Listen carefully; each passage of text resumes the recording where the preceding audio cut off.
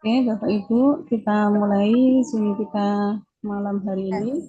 Assalamualaikum warahmatullahi wabarakatuh. Rapat ini sedang direkam. Alhamdulillahirabbil alamin. Wa bihi nasta'inu ala umuri dunya waddin wa ala alihi wa sahbihi ajmain amma ba'du. Yang terhormat pemateri kita pada malam hari ini yakni Bapak Aziz Kabul MSI MPD dan juga pemateri kita yang kemarin yakni Kak Fitria dan nanti di hari ketiga pemateri kita yakni Kak Asya. Bapak Ibu yang terhormat, sesuai dengan jadwal kita pada malam hari ini bahwa materi kita pada malam hari ini adalah pengenalan tentang KineMaster, manfaat belajar, video editing, dan beberapa penting PPT untuk guru maupun pembelajar. Nah, Bapak Ibu, pemateri kita pada malam hari ini yakni Bapak Chris. Nah, ini sudah masuk. Nah, beliau adalah salah satu Ketua Persatuan Guru Nahdlatul Ulama Nganjuk, di mana beliau juga sebagai pendidik, jadi guru penggerak yang mana nantinya akan memberikan materi-materi tentang masih seputar KineMaster. Bapak Ibu, ini kita ikut pada malam bacaan basmalah bersama-sama. Selanjutnya akan langsung dipimpin oleh pemateri kedua kita, yakni Bapak Aziz MSI MPD. Beliau Bapak Aziz di Mandinya bisa jam 10. Bapak Aziz.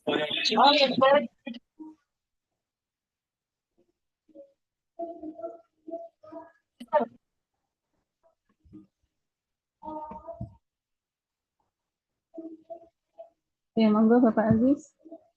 Kami persilakan untuk mulai materi kedua kita.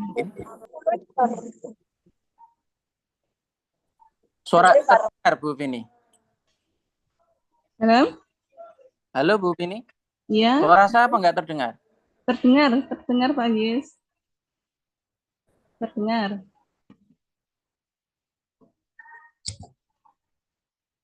Monggo lanjut Pak Aziz.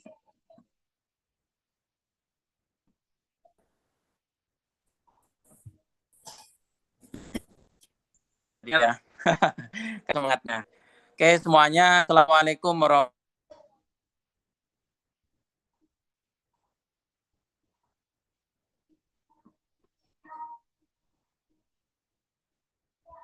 wabarakatuh. Ya, alhamdulillah dengan Omah Nganjuk ya dari Bu Fitri. Bapak Ibu, ini merupakan kegiatan yang kedua dari kegiatan yang sebelumnya, pelatihan sebelumnya dulu terkait tentang modul ajar. Langsung materi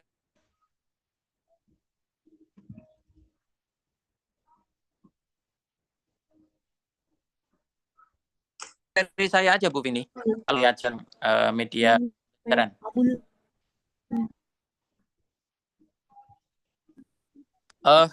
Saya lanjutkan. Kegiatan kita merupakan kegiatan kedua setelah beberapa minggu yang lalu, tetap juga di bulan puasa, kita melaksanakan pelatihan terkait tentang modul ajar yang alhamdulillah kemarin dari teman-teman peserta saya pantau yang saya lihat kemarin di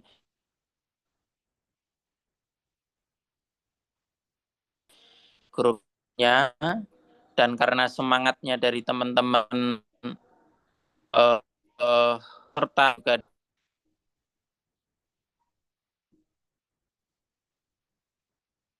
dari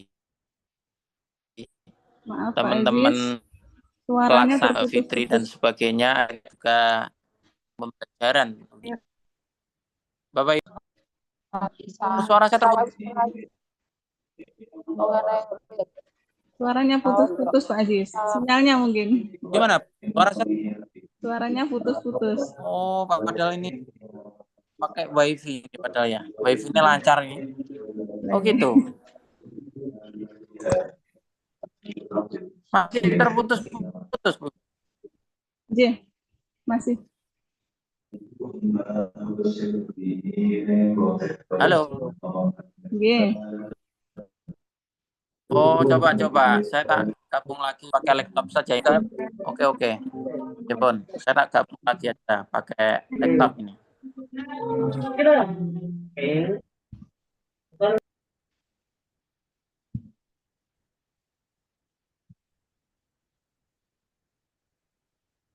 Gimana Bu Bini?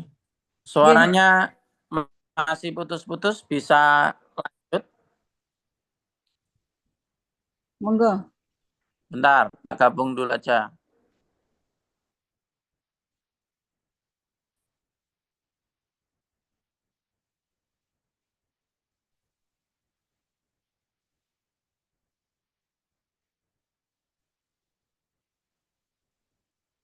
Kalau sini terdengar aman. Aduh. Bentar. Satunya di unmute. Oke, lewat sini terdengar aman Bu Bini ya? Oke, siap. G, aman. Monggo, dilanjut. Tapi kalau lewat di sini kelihatannya saya nggak bisa pakai video ini. Mohon maaf, ini laptopnya perlu di-upgrade kelihatannya. Oh, ngaten. J. Oke, enggak apa-apa. Tanpa gambar saya ya, jadi enggak apa-apa ya. Bapak Ibu yang saya hormati, alhamdulillah sekali lagi saya ucapkan apresiasi yang luar biasa untuk teman-teman panitia, dari teman-teman Pergunu, khususnya ada Bu Fitri, Bu Vini, ada juga Bu As, ini juga teman-teman dari Gunung Nganjuk yang saya banggakan. Alhamdulillah kegiatan pelatihan yang kedua ini bisa berlanjut dengan baik, meskipun saya lihat antusias dari peserta berbeda dengan angkatan yang pertama kemarin. Saya lihat angkatan yang pertama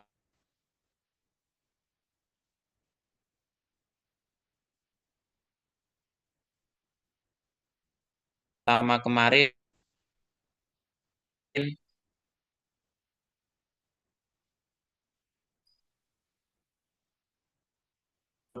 penyelenggara untuk kegiatan, kalau nanti kita mengadakan kegiatan pelatihan selanjutnya, mungkin bisa di apa namanya,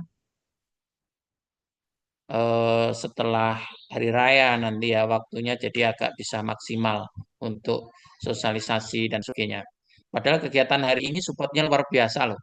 Bagi nanti yang menyelesaikan tugasnya dengan baik, dapat voucher umroh 2 jutaan. Ini support Alhamdulillah. dari Hanan Nusantara. Ini luar biasa. Jadi ada support juga, voucher sekali. Dan berangkatnya bisa diutang dulu. Kalau jenengan selaku guru bisa berangkat tanpa bayar dulu. Bayarnya setelah pulang bisa. Atau dengan DP 10 juta, sisanya dibayar setelah pulang juga bisa. Ini luar biasa. Kalau dikurangi 2 juta kan sudah lumayan gitu.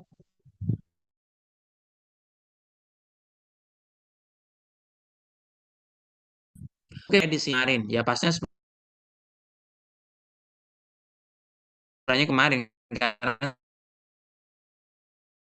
saya ini sebagai pengantar materi dari mata Bu As itu terkait tentang PPT PowerPoint. Oke, tak cek dulu. Aman, Bu Pini? Ya, suara saya aman, Bu Pini? Aman, Pak Ya. Aziz? Aman, monggo.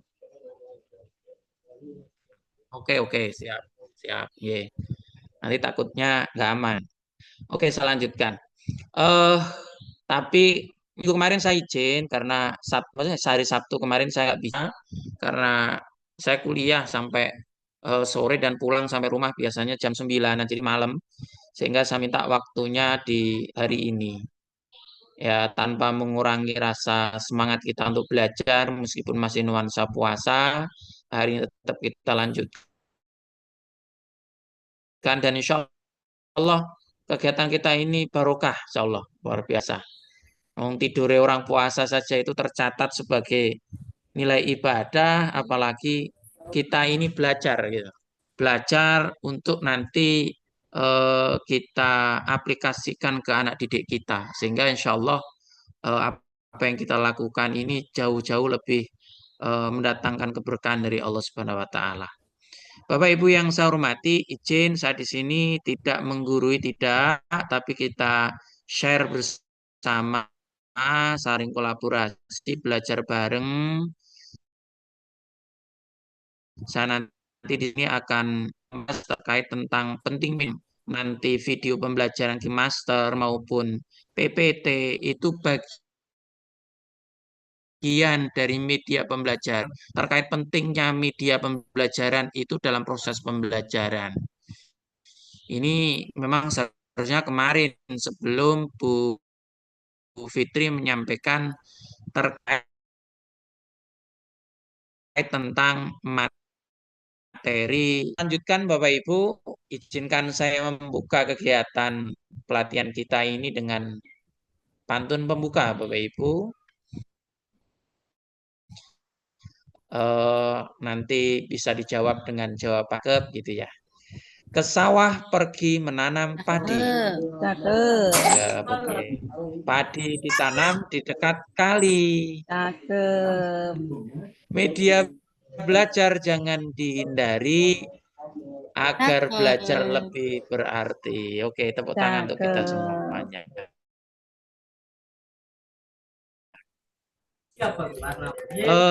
Terkait tentang pentingnya media pembelajaran, Bapak Ibu, Bu Wini bisa dilanjutkan, Bu Wini, materinya. Oke, terkait tentang media pembelajaran, Bapak Ibu, sebagai pengantarnya bahwa dalam era pendidikan modern ini, media pembelajaran bukan lagi sekedar alat bantu tambahan, tetapi telah menjadi komponen krusial dalam proses belajar mengajar. Media pembelajaran yang tepat dapat mengubah pengalaman belajar siswa, membuat lebih menarik, interaktif, dan efektif. Jadi Bapak Ibu, sebenarnya untuk saat ini di kurikulum Merdeka, Bapak Ibu, peran guru itu belum istilahnya tidak terlalu seperti dulu ya, terlalu dominan gitu ya, terlalu mendominasi. Tetapi peran guru ini hanya sebatas sebagai fasilitator dan prinsipnya yang namanya sebagai pengantar dari materi. Ini ketika Bapak Ibu guru ini membawakan materinya dengan media-media pembelajaran yang menarik, media-media pembelajaran yang berbasis teknologi, IT dan sebagainya, ini akan membuat materi semakin menarik dan mudah dipahami. Sehingga Bapak Ibu, peran media pembelajaran ini begitu luar biasa.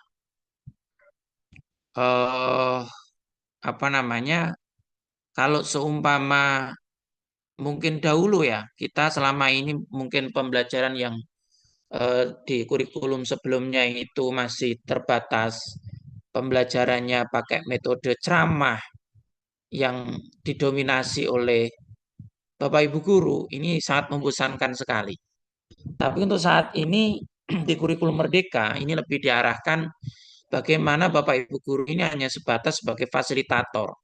Sehingga fasilitator ini tidak mendominasi Bapak Ibu. Tetapi perlu Bapak Ibu guru membawakan media-media pembelajaran yang menarik sehingga pembelajaran itu nanti lebih mudah untuk dipahami oleh peserta didik. Bapak Ibu yang saya hormati, media pembelajaran itu secara definisi artinya adalah segala sesuatu yang dapat digunakan untuk menyampaikan pesan atau informasi dari guru kepada siswa dalam proses belajar mengajar. Dan ini mencakup berbagai bentuk, mulai dari alat, bahan, teknologi yang dirancang untuk merangsang pikiran, perasaan, perhatian, minat siswa sehingga memfasilitasi terjadinya proses belajar yang efektif. Jadi ini Bapak Ibu, jadi media pembelajaran ini sangat penting gitu ya. Kemudian jenis-jenis media pembelajaran. Media pembelajaran itu ada macamnya banyak Bapak Ibu. Ada media visual, ada media audio, ada media audio visual ya. Kalau media visual itu media yang mengandalkan indera penglihatan untuk menyampaikan pesan. Jadi ini lebih pada media visual ini seperti gambar ya. Ini lebih pada hanya penglihatan, mengandalkan penglihatan saja. Jadi gambar-gambar ya. Kalau media audio ini media yang menggunakan suara untuk penyampaian informasi. Ya, mungkin bisa pakai suara rekaman ya. Apa ya? Kayak radio, talk show ya. Jadi seperti itu. Ini media audio. Kalau media audiovisual ini ya seperti kita saat ini juga. Jadi media ini menggabungkan elemen visual dan audio. Jadi ada gambar dan juga disupport dengan suara. Berarti ada video ya. Yang nanti yang kemarin jangan dikenalkan dengan salah satu strategi pembuatan media video pembelajaran dengan KeyMaster ya. Kemudian ada media interaktif. Media ini memungkinkan siswa untuk berpartisipasi aktif dalam proses pembelajaran. Jadi media interaktif ini bisa pakai biasanya kuis atau sejenisnya ya, media interaktif. Ada juga media cetak. Media cetak ini menyajikan materi pelajaran melalui tulisan dan gambar yang tercetak. Ini bisa materi pembelajaran yang tertuang dalam buku paket mungkin ya. Bisa juga di LKS ya, lembar kerja siswa atau yang sejenisnya lah ya. Kemudian jenis media pembelajaran yang selanjutnya media benda nyata. Media benda nyata ini menggunakan benda nyata yang ada di sekitar. Jadi yang ada di lingkungan sekitar siswa agar siswa dapat mengamati dan mengalami secara langsung. Jadi media benda nyata ini bisa mungkin kita menghadirkan salah satu praktisi ya. Ini benda nyata atau juga apa ya, bukti-bukti nyata terkait tentang pembelajaran ya. Seumpama kita materi PAI terkait tentang kitab ya, kita menghadirkan juga mungkin kitab Injil, Al-Quran ya. Jadi seperti itu Bapak Ibu. Atau kita menghadirkan praktisi tadi, seumpama kita mau belajar terkait tentang apa ya, pembuatan roti IP5 gitu ya. Kita menghadirkan praktisinya sama bawa rotinya gitu. Bapak Ibu yang saya hormati, yang jelas media pembelajaran itu sangat bermanfaat sekali Bapak Ibu. Dan manfaatnya banyak ya. Salah satunya itu adalah meningkatkan motivasi belajar.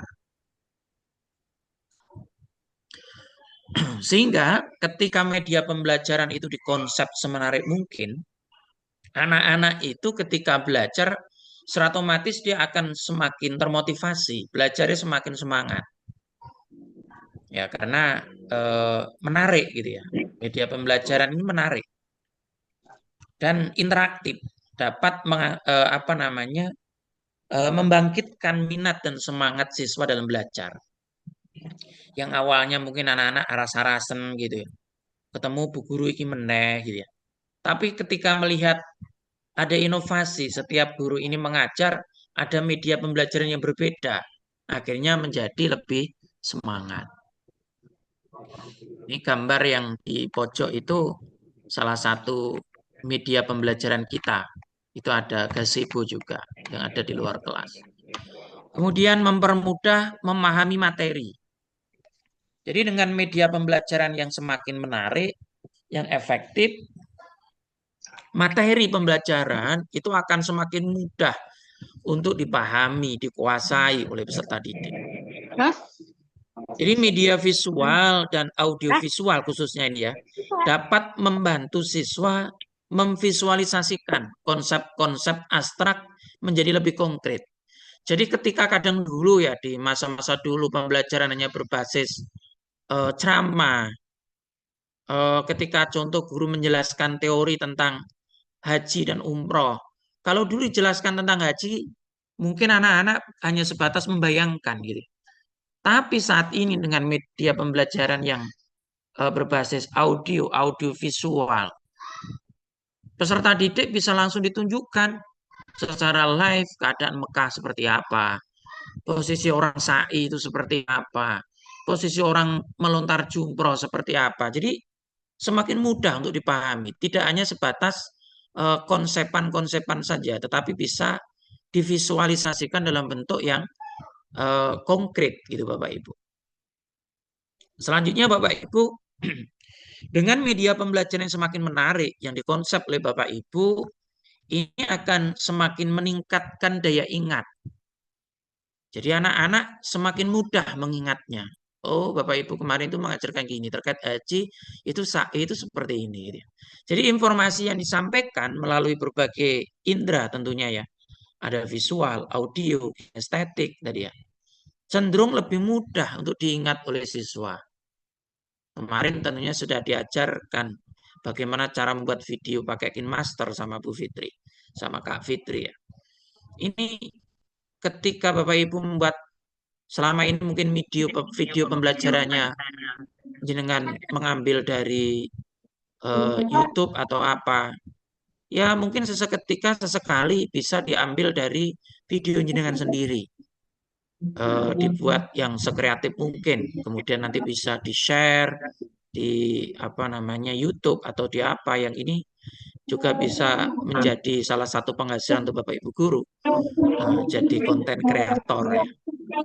Yang selanjutnya, manfaat dari media pembelajaran selanjutnya adalah pembelajaran akan lebih mengena, Bapak Ibu.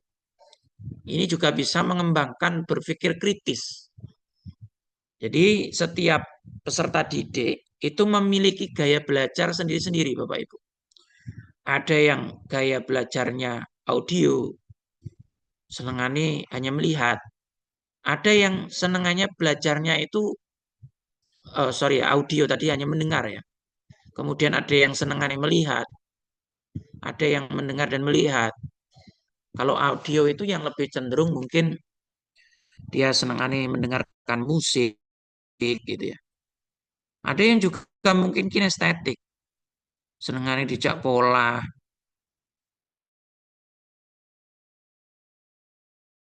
uh, uh,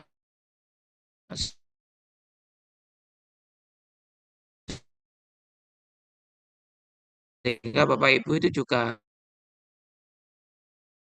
harus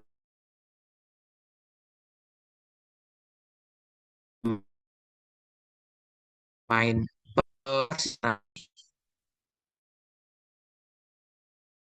media yang tepat, Bapak. Bu Vini, halo, masih tersambung Bu Vini? Bu Vini nyambung?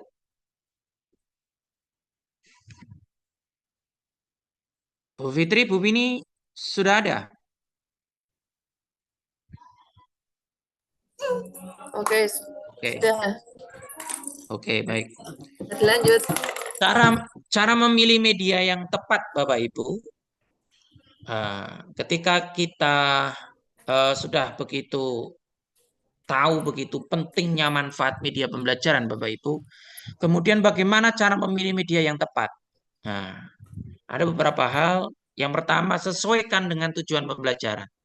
Jadi jangan sampai media pembelajaran yang kita buat, yang kita konsep itu tidak sesuai dengan tujuan pembelajaran kita. Jadi kita harus benar-benar memastikan tujuan pembelajaran dengan media yang akan kita bawakan itu relevan.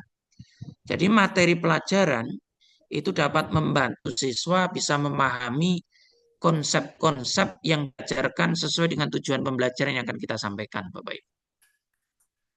Yang kedua, sesuaikan dengan karakteristik siswa. Tadi bahwa setiap peserta didik itu memiliki potensi yang sendiri-sendiri. Makanya kurikulum merdeka itu Bapak Ibu guru itu dikonsep bagaimana tidak teacher center, tapi bagaimana Bapak Ibu guru itu menjadi lebih pada difokuskan pada peserta didik, student center, yang melihat pada kemampuan, kapasitas kemampuan peserta didik kita. Yang anak didik kita suka pembelajaran audio, ya mereka didekati dan diajari dengan metode audio. Yang senang dengan audio visual, ya mereka diajar dengan audio visual. Sehingga sendiri-sendiri. Jangan kemudian kita pukul rata dengan metode yang sama, Bapak Ibu.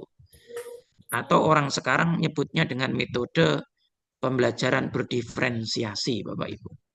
Yang kedua, sesuaikan dengan karakteristik siswa ini tadi. Ya. Yang ketiga, ketersediaan dan kemudahan penggunaan. Jadi Bapak Ibu harus memastikan media yang dipilih itu mudah diakses.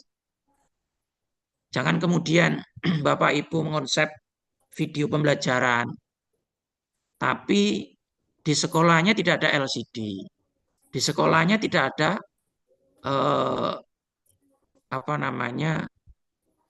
yang menyupport, ya mungkin LCD atau TV LED ataupun internet dan yang lain. Sehingga Bapak Ibu menyesuaikan video pembelajarannya ini disesuaikan dengan keadaan kapasitas di sekolah. Gitu. Kemudian yang terakhir adalah interaktif. Jadi pastikan media pembelajaran yang Bapak Ibu pilih ini benar-benar memungkinkan siswa untuk berinteraktif aktif dengan materi pelajaran. Jangan sampai kemudian didominasi oleh Bapak Ibu guru lagi. Tapi bagaimana peran siswa ini supaya bisa aktif, gitu Bapak Ibu. Bapak Ibu yang saya hormati, selanjutnya, bagaimana tantangan dalam penggunaan media pembelajaran? Apa tantangannya? Jadi ternyata meskipun media pembelajaran itu sangat luar biasa, manfaatnya luar biasa dan sebagainya, akan tetapi media pembelajaran itu dalam proses penerapannya masih banyak sekali tantangannya, Bapak Ibu. Apa saja tantangan dalam penggunaan media pembelajaran? Yang pertama adalah keterbatasan infrastruktur, Bapak Ibu. Keterbatasan infrastruktur, ya. Jadi banyak sekolah, terutama di daerah terpencil ini, masih kekurangannya akses teknologi seperti komputer, internet masih belum ada, proyektor kadang juga masih belum ada. Tapi mungkin di lembaga Bapak Ibu masih ada ya. Sudah ada semua Bapak Ibu ya. Seperti di tempatnya Pak Nur Salim di Sawan juga sudah ada support internet dan proyektor dan sebagainya Pak Nur Salim ya. Sudah, Pak Nur Salim siap. Nah, kelihatannya ikut tadi. Alhamdulillah Pak Nur Salim. Selanjutnya Bapak Ibu terkait tentang tantangan dalam penggunaan media pembelajaran yang selanjutnya kurangnya kompetensi guru. hampir mayoritas guru-guru itu mungkin yang ASN ya, hampir mayoritas. Saya menyampaikan tidak semuanya, tapi hampir mayoritas. Khususnya guru-guru yang kadang secara kesejahteraan sudah baik. Itu kadang aras-arasan gitu ya. Ada pelatihan seperti ini yang diselenggarakan sama teman-teman, padahal pembelajaran juga gratis. Banyak supportnya. Atau kalau seandainya ada kontribusi, kontribusinya juga nggak banyak. Kon melu aja enggan gitu. Kon melu aja gak gelem gitu. Sehingga apa? Akhirnya yang terjadi kompetensi yang dimiliki oleh Bapak Ibu guru itu terbatas gitu. Komputer tidak menguasai. Pembuatan media pembelajaran, kon gawe PPT kesusahan. Padahal seperti teman-teman di pergunu ini kita coba kita fasilitasi. Difasilitasi sampai bisa bagaimana buat video pembelajaran, bagaimana didampingi membuat PPT sampai hingga akhirnya Bapak Ibu bisa membuat PPT. Ini luar biasa Bapak Ibu. Sehingga ketika Bapak Ibu mau proaktif, mau mengikuti kegiatan yang luar biasa seperti ini, insya Allah kompetensi yang dimiliki oleh Bapak Ibu guru akan bertambah. Tapi tantangan yang selama ini terjadi seperti itu. Nah, yang selanjutnya adalah kesenjangan akses. Jadi tidak semua siswa itu memiliki akses yang sama terhadap teknologi dan sumber daya digital. Di tempatnya Pak Nur Salim itu berbeda sekali dengan di tempatnya Bu Pini yang ada di Kertosono. Di tempat kita yang ada di Lengkong, mungkin yang ada di daerah Lengkong yang paling atas, akses internetnya susah, itu sangat berbeda sekali dengan tempatnya Bu Fitri yang ada di Patian Rowo. Dan tantangan selanjutnya adalah tentang biaya, Bapak Ibu. Selama ini rata-rata Bapak Ibu guru membuat media pembelajaran itu